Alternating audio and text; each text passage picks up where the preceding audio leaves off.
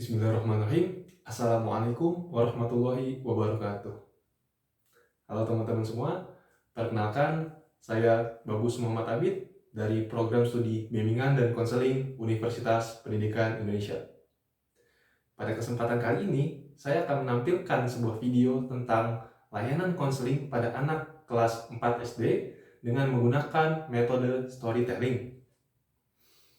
Pembuatan video ini dibuat untuk memenuhi tugas ujian akhir semester mata kuliah Bimbingan dan Konseling Usia Dini dan Anak yang diampu oleh Bapak Profesor Dr. Haji Muhammad Solehudin MA MPD dan Ibu Tri Lestari MPD.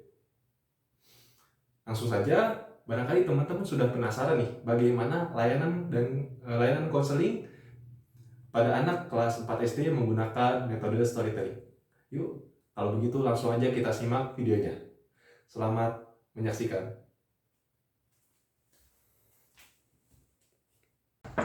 Assalamualaikum Pak.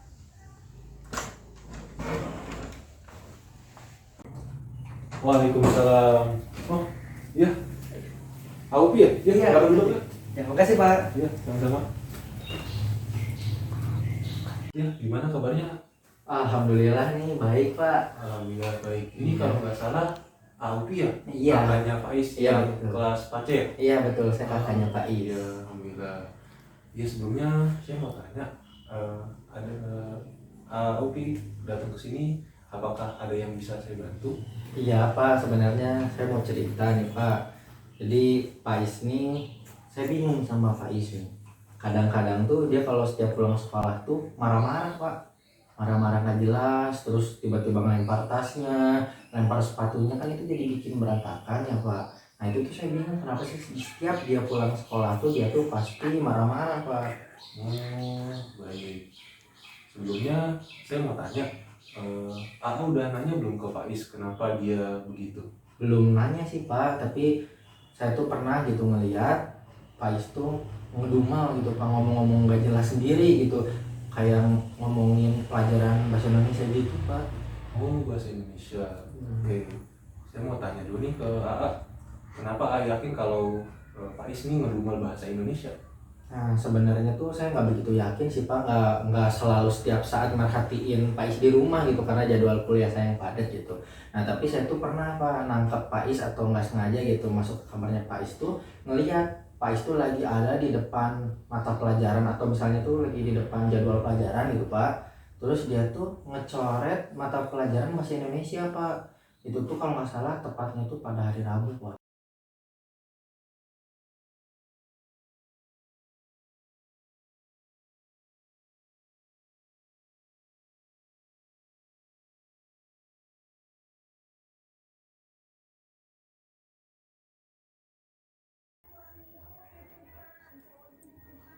Wow, bahasa Indonesia. Oh, baik.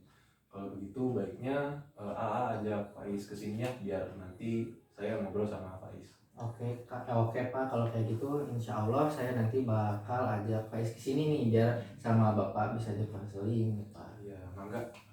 Ya, kalau kayak gitu saya pamit dulu ya Pak. Ya, makasih banyak ya Pak. Ya, sama-sama Kang Ya, Upi. saya pamit dulu ya. Assalamualaikum. Waalaikumsalam warahmatullahi wabarakatuh.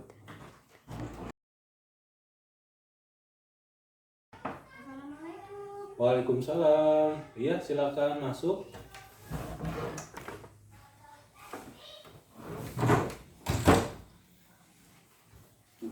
Faiz ya? Iya, Ya. Silakan duduk ya, Faiz. Ya, Faiz gimana kabarnya? baik Pak. Alhamdulillah. Gimana tadi sekolahnya? Capek Pak, Capek? Kenapa capek? karena ada pelajaran PJOK. Pelajaran PJOK. Gak apa-apa Faiz capek. Kan pelajaran PJOK bikin tubuh kita sehat dan kuat. Iya Pak, Iya. Sebelumnya Bapak dapat kabar dari UPI ya. Makanya Faiz Bapak suruh datang ke sini. Makasih ya udah datang ke sini. iya Pak. Iya. Nah, sebelumnya Bapak mau tanya dulu, Faiz kelas 4C ya? Iya Pak, Kelas 4C. Nah, Bapak mau nanya dong, Faiz suka pelajaran apa? matematika Pak. Suka matematika. Iya, Kenapa Pak. suka matematika? karena ada menghitung, jadi kalau menghitung itu seru Pak. Oh, menghitung tuh seru? Ya. Wih, keren. Bapak dengar juga dari guru-guru yang lain, nilai matematika Faiz selalu keren gitu, selalu bagus gitu. Iya Pak. Yang dipertahanin ya? Iya. Iya. Nah, kalau tadi Bapak tanya tentang pelajaran yang Faiz sukai, sekarang Bapak mau tahu dong pelajaran apa yang Faiz nggak suka? Bahasa Indonesia Pak, Kenapa bahasa Indonesia? karena banyak tulisan sama banyak baca panjang-panjang Pak, jadi malas banget Oh, panjang-panjang ya bahasa Indonesia. ya Pak. Oh, padahal membaca itu jendela ilmu loh. Kan Iya. dari membaca yang panjang-panjang itu kita bisa dapat banyak ilmu. Tetap Pak, karena panjang-panjang. Oh, jadi Faiz nggak suka. Iya, jadi Faiz nggak suka Iya Pak. pelajaran bahasa Indonesia karena teksnya panjang-panjang ya. Iya Pak. Oke. Nah, kalau tadi Bapak udah nanyain yang Faiz suka dan Faiz yang nggak suka, Bapak mau tanya dong. Karena tadi Faiz suka matematika, Faiz tahu nggak sih tokoh terkenal matematika? Tahu Pak, yaitu Al-Khwarizmi. Wih, bener banget. Faiz tahu nggak Al-Khwarizmi itu hobinya apa? Nggak tahu Pak. Nggak tahu. Nah, jadi kalau Faiz mau tahu, Al-Khwarizmi itu salah satu hobinya itu membaca loh. Masa sih Pak? Iya benar. Jadi karena dia ahli matematika dan juga suka menghitung, salah satu hobinya itu membaca. Karena dari membaca itu dia mendapatkan banyak ilmu hingga dia menjadi ahli matematika. Kalau mau jadi seorang ahli harus banyak-banyak membaca. Nah, sekarang Bapak mau cerita nih tentang Al-Khwarizmi. Faiz mau dengar nggak? Mau Pak? Nah, jadi begini awalnya. Al-Khwarizmi ini diperkirakan dia itu hidup pada masa dulu banget nih, pada zaman Khalifah Abbasiyah Al-Ma'mun. Nah, singkatnya pada masa itu dikenal dengan masa keemasan ilmu pengetahuan gitu. Banyak translasi buku dan juga penerjemahan buku ke dalam bahasa Arab. Nah, pada masa itu ada tempat namanya Baitul Hikmah. Nah, di tempat itu sejenis tempat penelitian. Nah, di situ juga ada perpustakaan, tempat penerjemahan buku, penerbitan buku dan lain-lain. Nah, pada masa itu juga Al-Khwarizmi tergabung ke tempat itu bareng sama teman-temannya, teman-teman cendekiawannya. Dan tahu nggak, dia itu masuk dan bergabung ke tempat itu pada usia 20 tahun. Masih muda banget kan? Begitu. Keren banget nggak? Nah, Faiz tahu nggak sih Al-Khwarizmi itu di sana ngapain aja? Nggak tahu Pak. Nah, jadi kerjaannya itu dia nggak jauh-jauh sama namanya pulpen dan yang namanya buku. Oh, menulis Pak? Betul. Jadi di sana dia menulis berbagai karya di bidang ilmu pengetahuan, kayak misalnya matematika, di bidang sejarah, di bidang astronomi. Nah, itu hobinya tuh. Dia menulis berbagai macam buku yang dia dapat ilmunya daripada dia membaca banyak-banyak buku. Seperti itu. Nah, Faiz tahu nggak sih kenapa dia bisa menulis banyak banget buku? Nggak tahu Pak, mungkin dia emang sudah pintar. Faiz nggak salah, tapi pada dasarnya memang Al-Khwarizmi ini pintar. Nah, tapi yang perlu kita ingat kalau Al-Khwarizmi ini dia dapat ilmu-ilmu itu dari baca. Ilmu-ilmu yang dia peroleh daripada itu dapat dari buku-buku yang dia baca. Nah, setelah dia dapat ilmunya dari membaca buku, dia tulis tuh lagi buku-buku yang baru, buku-buku yang hasil dari ilmu yang dia kembangkan gitu. Makanya banyak banget ilmu yang sampai sekarang itu ada sumbangsih dari Al-Khwarizmi. Faiz kan suka matematika ya? Iya Pak. Nah, itu ada ilmu dari Al-Khwarizmi juga loh.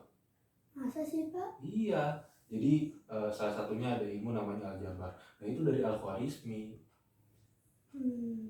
Iya. Nah, sampai sini Bapak mau tanya nih, dari cerita yang Bapak sampaikan tadi, Faiz dapat apa? Aku tahu Pak, membaca itu bisa membuat kita tahu banyak hal dan menjadi pintar. Benar banget, salah satunya itu. Jadi di samping kita memperoleh banyak hal, ya kan, kita tahu betapa luasnya dunia dengan membaca. Nah, begitu. Dengan membaca, dari semula yang kita nggak tahu jadi tahu. Dengan membaca juga wawasan kita akan bertambah.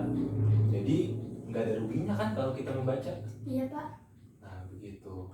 Nah terus Bapak mau tanya nih, karena tadi Pak sudah tahu manfaat dari membaca, Bapak mau tanya, sudah siap untuk membaca? Siap Pak, tapi aku masih tidak mau kalau masih ada buku pelajaran bahasa Indonesia. Alhamdulillah, iya nggak apa-apa, sedikit-sedikit. Paling bisa mulai dari baca buku cerita pendek misalnya ya kan, suka baca-baca cerita gitu kan. Jadi yang sedikit-sedikit aja dulu nggak apa-apa. Iya Pak. Oke, kalau begitu pertemuan kita pada hari ini bisa kita akhiri. Bisa Pak? Oke, alhamdulillah. Pertama dan yang terakhir, Bapak mau ucapin terima kasih karena Pak sudah datang ke sini ya. Ya. Makasih ya. Ya, terima kasih juga Pak. Ya, sama-sama. Makasih ya Pak, kalau begitu Faiz pamit dulu ya. Assalamualaikum. Waalaikumsalam.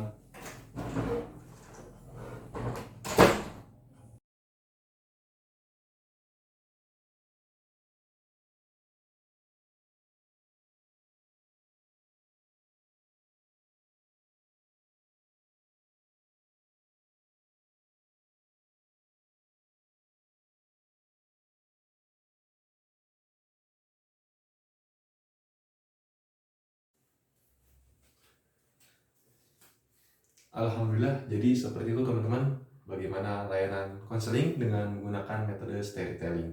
Tadi saya menggunakan metode storytelling dengan ceritanya yaitu tokoh muslim yang inspirasi dan terkenal, seperti Al-Khwarizmi. Namun untuk metode storytelling ini teman-teman bisa menggunakan cerita lain, seperti misalnya cerita rakyat, atau mungkin juga cerita dongeng, ya.